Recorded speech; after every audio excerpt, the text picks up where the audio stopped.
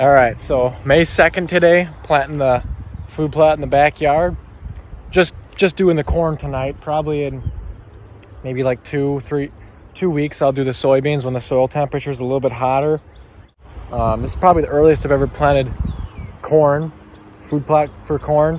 Normally, I checked last year, we planted this like mid-May, like I think the 15th or 16th, and we planted a lot of corn and soybeans, more like that late May time frame. But this is just perfect conditions right now. We're getting some rain potentially tonight. I will come back and pretty much spray all this corn ground with simazine later today, if the rain holds out. Be doing mainly, or pretty much everything, 100-day field corn and 100-day NutriCrave in a couple spots for comparison. Most of the NutriCrave will be going to the family farm, but like I said, I'll have a few little different test areas here. Basically, this area down here, maybe you can stretch it to an acre, but it's more like 3/4 of an acre. And out of that 3/4, maybe 75% of it or 60% of it's going to be corn. So we're actually going to have less soybeans than corn, which might be a risk. But we've gotten away with growing real small soybean patches here because there's big ag fields around. I can balance out the deer browse, and there's not like insane deer numbers here anyways. So that's why the corn is basically what gets us to March. Like I said, this is a relatively small destination winter food source, less than an acre. But we pretty much have enough food to make it all the way till March. And the corn is the reason why. If I were to plant all this to soybeans, we'd be pretty much out by probably, my guess would be mid to late February, because it's only 1/3 of the yield as the corn. I put on roughly 1.5 bags of fertilizer, 9-23-31 on all this. We scooped out some of my sister's, she had a huge pile of duck crap and chicken poop and shavings. That was all. So this is well fertilized, really heavy clay ground. You can see this stuff is still pretty lumpy and clumpy. We plowed this, I don't know, probably like 2 nights ago, I think. And this is honestly probably 6 passes with the disc. Just real heavy clay. The family farm ground is more of a sandy loam. You can pretty much plow it 1 pass with the disc and it's better than this. But this ground just really retains its moisture. There's actually a corn kernel there. Really retains its moisture well, and once the crop's canopy over, you can come in here driest time of the year. As long as the crop's canopied over, the ground is still got moisture. So once we get to midsummer, this ground has like unlimited moisture once it's shaded from the sun. But the first month or so, it can get pretty dry down here at times, obviously with this being clay and exposed to the sun. Anyways, I'm going to shut up and start planting here. My plan is to put the NutriCrave in the middle here.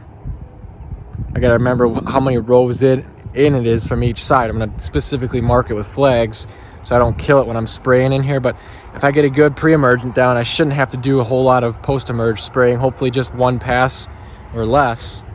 And I'll have a little bit of NutriCrave up there along the grass, and I have another little circle right beyond that. That's where I'll have a little bit of the 108-day NutriCrave from last year. I got a little bit of that left over, so I'll have 108-day NutriCrave, 100-day NutriCrave, and 100-day field corn in that little spot. And then behind me here, this is all going to be soybeans later, like I said. And the other side of those flags out there closer to the road, that'll be soybeans, along with soybeans along the woods here, because the corn's not going to do that good there.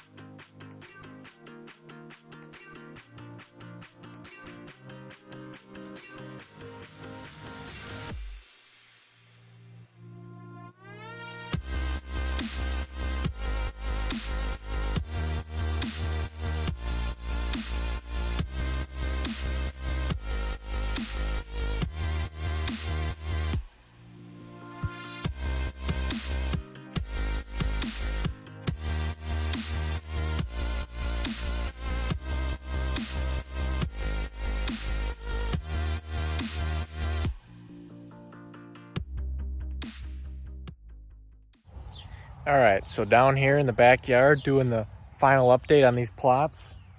I finally figured out what I did wrong with the Prowl H2O on these soybeans.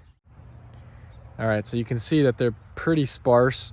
The majority of them died out, you know, a little bit after, shortly after coming up, and the ones that are here were stunted for like the entire first month, if not more. And that Prowl H2O, you're supposed to mix it up. You can mix it up at basically 2 to 4 pints an acre, and I mixed it up at like 3 to 4 quarts an acre. So I read the label wrong, and I just overlooked the quarts versus pints thing, and a lot of these areas got double the dosage, and with my spraying is not as accurate as like a GPS big farm sprayer. So there was a lot of overlap in here. You can see like this area just probably got 1 pass, and then right here is where it got overlap, and that little bit right there is probably where it got 1 pass, and the rest of the field going that way is even thinner. This is probably the best stuff on this side.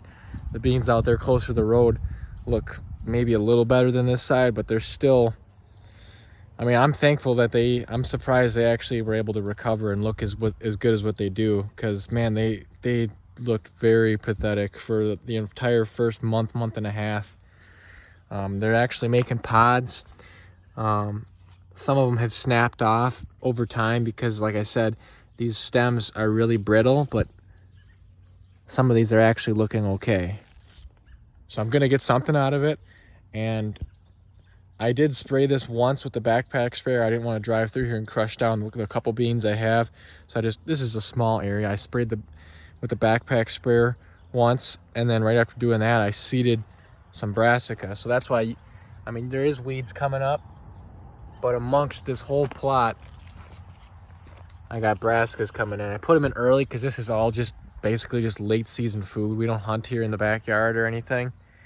This is just a late season attraction food plot for pictures, because these deer are probably a mile plus away during the hunting season. We only got 5 acres here, and all around us is basically just homes and grass yards. So these deer aren't getting here till night. So I put these brassicas in pretty early. I did a little test along the edge here. I mean, you can see these are already a couple inches tall. Got purple top turnips, forage rape, and kale. This is all the Imperial Whitetail Institute wintergreens blend. I didn't put any tillage radish in here because the tillage radish grows too fast, and it's pretty much frosted out by around Christmas, around late December, early January. The tillage radish is done, and that's right about when these deer start coming over here heavy. So I wanted these big turnips and big green leafy, I mean, these turnips will have leaves over a foot long, hopefully. I mean, we got plenty of nutrients and fertilizer on this plot. This is the first little area I tested because I didn't know how well these brassicas would do, considering, you know, I sprayed this whole area real heavy with the Prowl. I thought these brassicas would have issues growing too, but I tested this area, they came up, and then a week or 2 later is when I did the rest of the plot. And then the stuff out by the road, which I'll show you in a little bit, that's a little bit behind this side. I didn't do that the same night I planted this. So these are already, you know, probably have been in the ground for already close to 3 weeks. That's why they're actually pretty good size. I mean, they're going to surpass these beans pretty fast here. By the end of the growing season, it'll look like a brassica plot, not a bean plot, because these beans are just, they're just starting to throw some pods, but man, they're just really, and the deer are actually starting to eat on them now. For the first like 2 months, there was no deer browse on them because they were super like unpalatable and stressed from, you know, being overworked from the chemical. But the corn turned out fantastic with all the, I mean, this is the driest stretch we've had. We haven't had rain probably in about a week now. That's about the driest we've been since planting all this. So the corn is just growing like crazy. There's a lot of plants in here with 2 very good sized ears. I still got to pull out these flags. These 6 rows right here are the NutriCrave. You can see it's a little bit taller, a little bit behind. The ears are, I mean, this outside plant's got 2, but most of the NutriCrave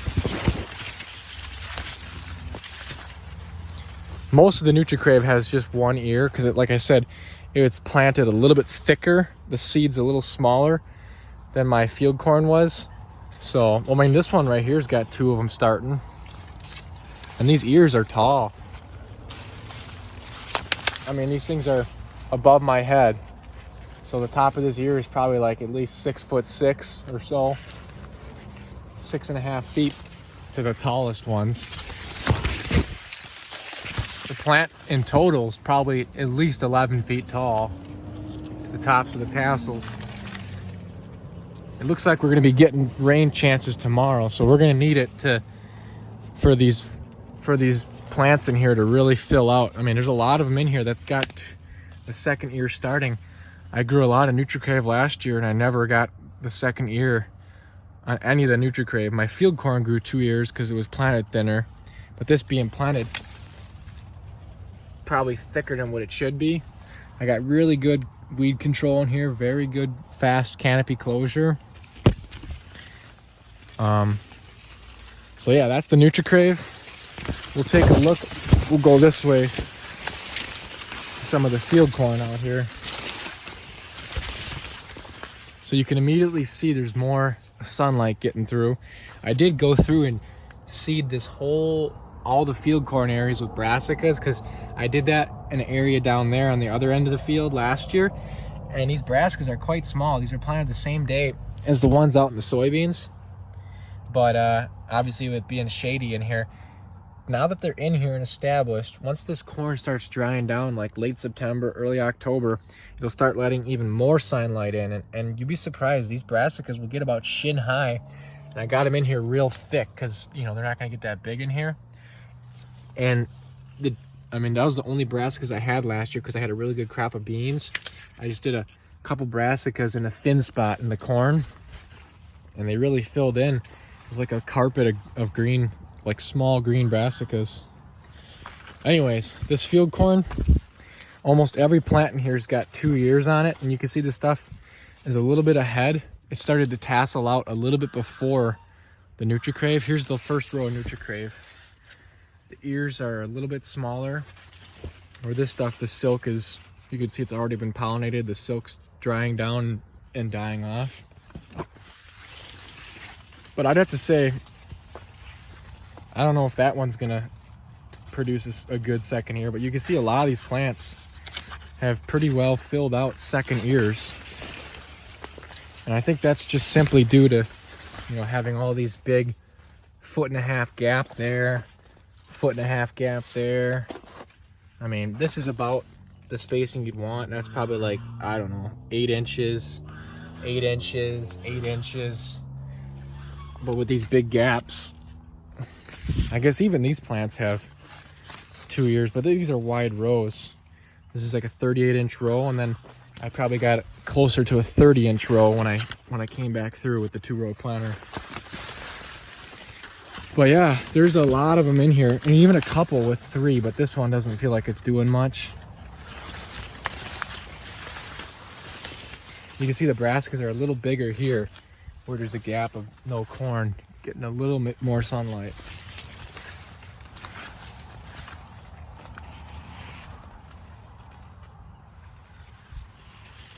So yeah, this should be one of my better, if not my best corn crop ever down here. If we keep getting good rains, good timely rains, it's just been a super wet year. I don't ever remember seeing this much corn, like every plant down here with 2 ears. I don't ever really remember that in the past. But then again, right in the middle of the garden down here, this ground I'm standing in has been soybeans for the last 3 years right here. Because this is like the best view from the house. Normally we'd shine down here at night. You could see them eating on the soybeans, and I'd have the corn out there closer to the road where we can't see, or the corn right there where we can't see. And this middle has always been beans. But it was a good time to rotate it to corn on this wet year, because man, it's doing fantastic. Yeah, like this one's starting to fill out. That's kind of weird how there's like 2 of them growing like that, but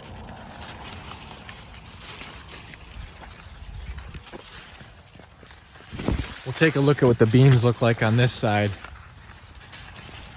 because there is definitely some NutriCrave that's growing 2 ears. I don't ever remember that anywhere last year, but you know, last year was a lot drier.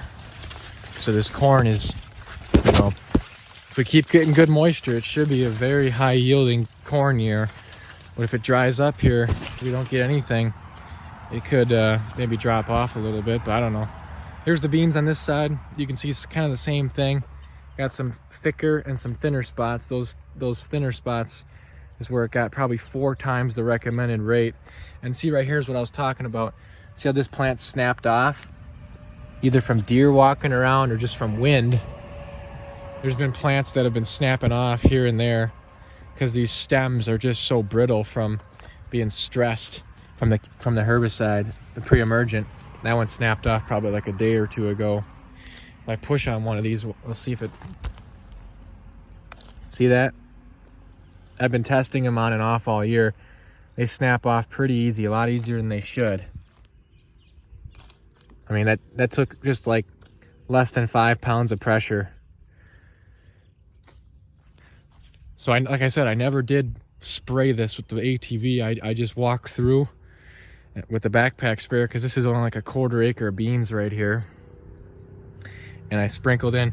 The rains pushed a lot of my brassica, so I'm gonna have to thin out some of these. But I have some scattered ones coming up at good spacing. So that there's, you know, most of this plot should come in and fill them with brassica, just like the other side.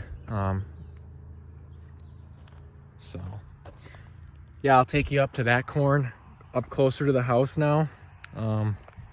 That corn's looking just as good, maybe not quite as good. It's a little drier ground up there, but compared to a normal year, it's probably ahead of schedule too.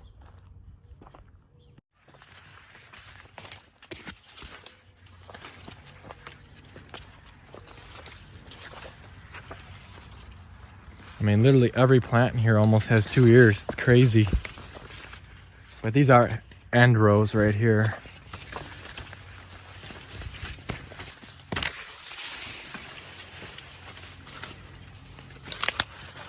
I mean, we got 2 ears, 2 ears, 2 ears, 2 ears, 2 of them, 2 of them. I mean, and there's trees right here. This is trees on the south that way, so kind of the southeast side. There's some cedars, not really huge trees. And this corn really isn't... Oh, so this is that thicker row right here. I planted a double row, so I double planted a couple of these field corn rows. That's why this row is a little bit thicker. It looks more like a NutriCrave row, whereas this row is definitely thinner. This was just one pass. And you can see, you see a lot less of them in here with 2. You can see this one's got 2, but this second one's not going to do anything. This one's got 1, got 1. This one right here's got a second one that developed. This one's just got 1, 1, 1, 1, 1, 1. So it's just immediate. Well, right here's one with 2. You turn around to this thinner row, every single one has got 2 ears that develop. So it's just kind of interesting to try out a couple different things here and there. Yeah. I got 4 rows of NutriCrave up along the grass up here on the far side, closest to the house. But yeah, this field corn, man, it's really growing. It's like size of sweet corn already. It might get a little bit bigger than that. Here's the NutriCrave. You can see it's definitely a little bit taller plant, and the ears are definitely higher up on these. This one's got 2.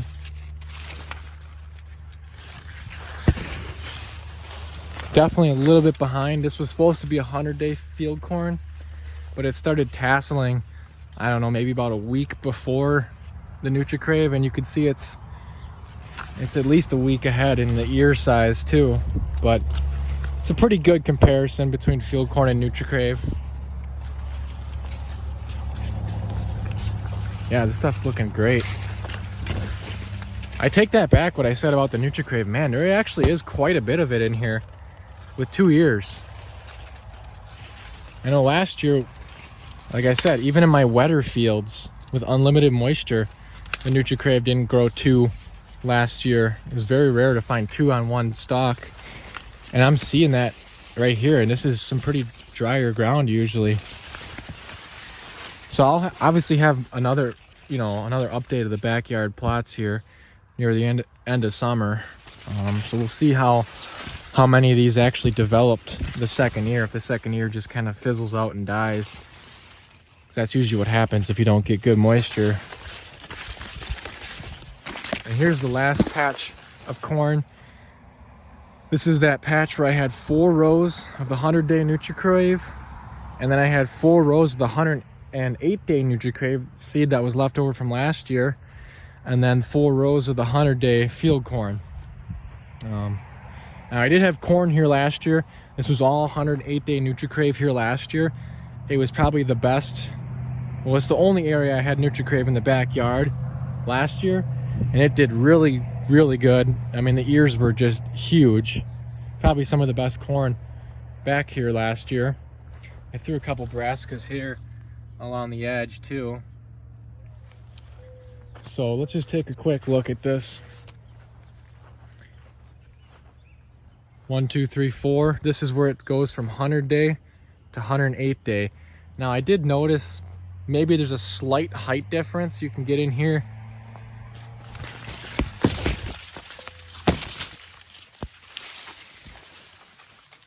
So let's see here. Right here's where you can kind of see the height difference. That's 108, and this is a 100-day NutriCrave. And you can see this 100-day NutriCrave, the ears are definitely a little bit ahead. You look at this 108-day stuff, they're a little bit smaller. So, the corn, the 108, 100-day, that's definitely true. These 108-day plants are definitely a little further behind, and you turn around and I guess they're a little bit of ahead. You see these ears are a little bit bigger versus these, but it's really similar. There's some pretty big ones right here. This is all 108-day NutriCrave. Now that I'm looking at this 108-day stuff, it definitely looks like it has bigger ears.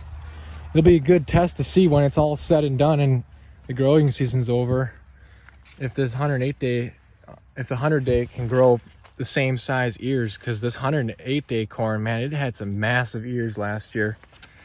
I mean, these do look pretty good too, but oh, I take that. Yeah, this is a 108-day row. This is the 100-day row. Yeah, I'd have to say the 108-day ears look bigger right now, and they probably will be bigger at the end of the year. And then here's a look at this 100-day field corn. You can see this stuff's ahead, just like all the other spots. The silks are starting to dry down, and same thing. Quite a few of them in here with 2 ears, but maybe a little bit smaller sized ears than the rest of the fields, because this is probably the highest, driest ground. It's starting to get definitely a little bit dry in here. We're gonna need some rain. Hopefully we get some tomorrow. So yeah, I got some drone footage probably about a week or 2 ago of all these plots, like right when the corn was tasseling out. Now it's obviously fully tasseled out.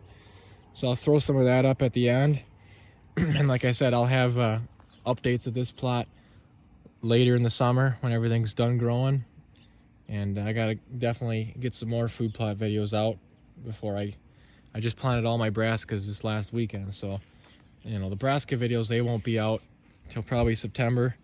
I got a couple more corn and soybean videos to get out. So yeah, I'm kind of slacking this year, but it is what it is.